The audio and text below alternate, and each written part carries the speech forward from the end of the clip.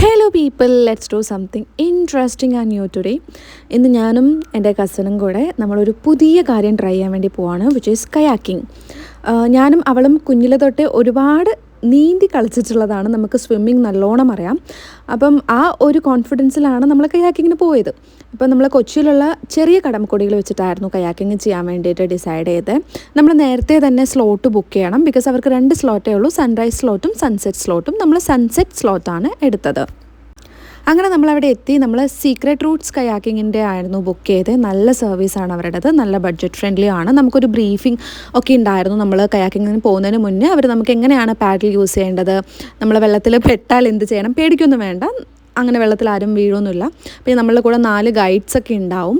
അപ്പം അങ്ങനെ കുറച്ച് ബ്രീഫിംഗ് ഒക്കെ ഉണ്ടായിരുന്നു. Then we started പാഡ്ലിങ്.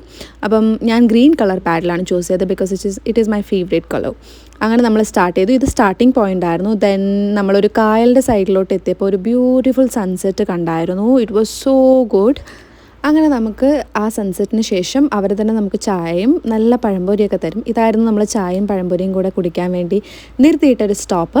ദെൻ അവിടെ നിന്ന് ചായയും പഴംപൊരിയൊക്കെ കഴിച്ചതിന് ശേഷം നമ്മൾ വീണ്ടും പാഡിലെയും ഓൾമോസ്റ്റ് ഒരു 2.5 hours നമ്മളിങ്ങനെ വെള്ളത്തിൽ തന്നെ ആയിരിക്കും. ദെൻ നമ്മളൊരു മാംഗ്രൂവ് ഫോറസ്റ്റിൻ്റെ സൈഡിലൊക്കെ പോയി ആൻഡ് ഇറ്റ് എൻഡഡ്.